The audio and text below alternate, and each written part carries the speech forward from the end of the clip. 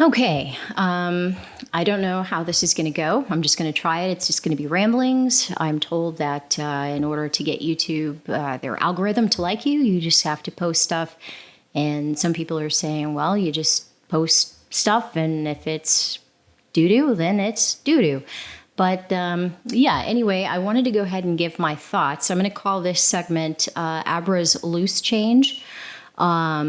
Loose change because I don't really feel comfortable calling it 2 cents because I've had a couple of adult beverages, and yeah, so it's probably going to come across as rambling a little bit. So this is Abra's musings on the Hitman's Bodyguards, or the Hitman's Wife's Bodyguard. I don't know. It was a hot pile of trash. The first movie was actually entertaining. I watched it for the first time about a month ago on one of the, I don't know if it was a streaming service or through our TiVo. It doesn't matter. But it was entertaining. I mean, Ryan Reynolds did a decent job. He pretty much plays himself in whatever he does. Same with Samuel L. Jackson. I like them both. They're both very entertaining as actors. Selma Hayek is just gorgeous. Oh, that click-clack is my dog walking. Sorry about that. But anyway, we're keeping this real. So yeah, I love Ryan Reynolds. I love Samuel L. Jackson. What's in your wallet? They both kind of have this formula. They just kind of play themselves and read the lines, but that's okay. I mean, you have some actors, specifically those two, that can get away with that, and that's perfectly fine. Salma Hayek is gorgeous, gorgeous, gorgeous. I love her. She's aging very gracefully, and I hope I can get a tenth of what she has. But anyway, what the hell was this movie?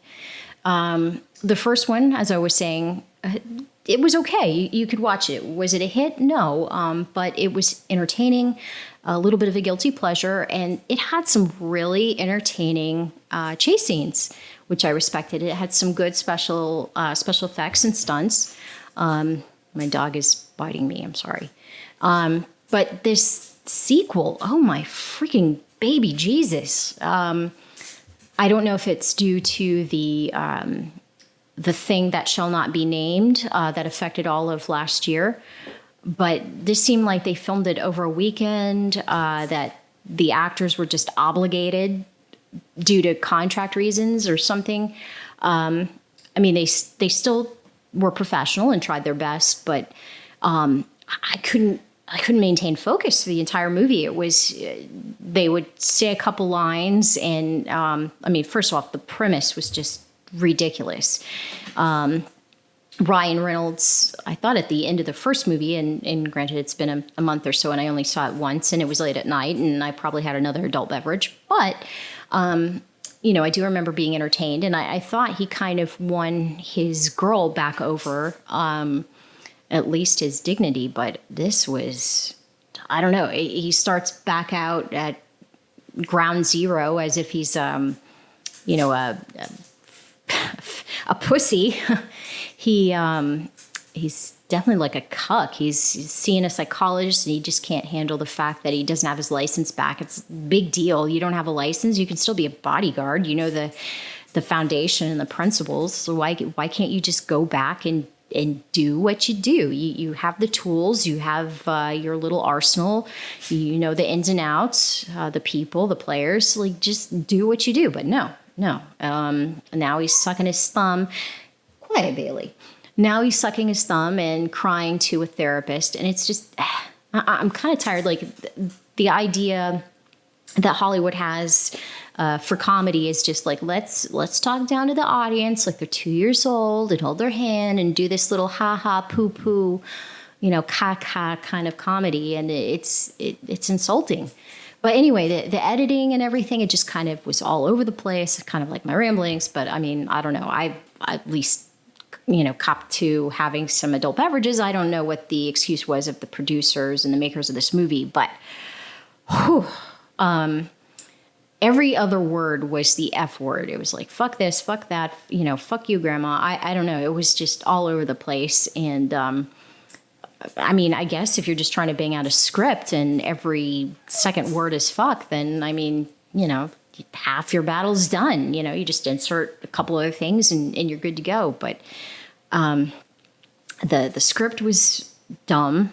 The supporting characters were just pencil in by numbers, stupid bad guy and grumpy, subordinate kind of stuff. And there's a reveal later on of spoilers, although I'm not spoiling anything because the entire movie is just a spoiled heap of dung. They have Morgan Freeman in the movie, which he's a treasure at this point. I mean, anytime now, and I don't mean to come across blunt, but I mean, at his age, anytime you get that man in front of a camera, use his chops. Don't waste them like that. That was sad. Like, seriously, don't waste them. And he had a couple lines, and it was, he phoned it in because I'm sure he realized what was going on here. Give me my paycheck. This movie is shit. Give me my check, and I'm going to check out. But between the jump cuts and the shake, I'm so sorry. The shakiness of the camera, I am so sick of that laziness. I can't stand it. It's meant to be, an accent. When there's an action scene, you kind of put that in there and it gives it a little flavor. And so it, hypes up the tension and the viewer can feel like they're a part of this. But, oh my God, I was getting sick. At one point, I just kind of gave up. I was about to take a nap during the movie, not because it was boring, but just because my brain was in overload, just tired of trying to figure out what the heck was going on. And then so you have Selma Hayek and her husband in this movie, Samuel L. Jackson. They're on their honeymoon, and she wants to have a baby, and he can't get her pregnant because he got shot in the nuts. And like, I can't even believe I'm saying that out loud. But they end up adopting Ryan Reynolds at the end. Even as I'm saying it, I'm just like, I have no idea what's going on. But, boy, that beer is really hitting me. It's a hot afternoon. But yeah, the movie is just, it's a waste. But hey, I was glad to spend 90 minutes in a theater again. Being there with some people. We're in Florida, so we don't have to mask up. So that's kind of nice to feel like some things are kind of normal again. It was AC. I had some good popcorn, nice carbonated beverage. So, I mean, that was nice. And I like supporting my local theater. I know a lot of things are being streamed right now at the same time that they're being released in theaters. If you can, I know it's different from state to state, but if your state is sort of back open now and they've lifted the mandates, please support your local theaters, because I don't know if Hollywood realizes this, but as convenient as streaming is, I mean, there's still something nice about going in and experiencing a movie with people around you, and the laughs, or if it's a horror movie, the gasps as something is really scary. But there's something to be said for going out and seeing a live action movie, or seeing a movie in person as opposed to just on your couch. But granted, different strokes for different folks, and I know there are different circumstances and everything, but please, people need work and the experience. I'd hate to see that experience go away forever.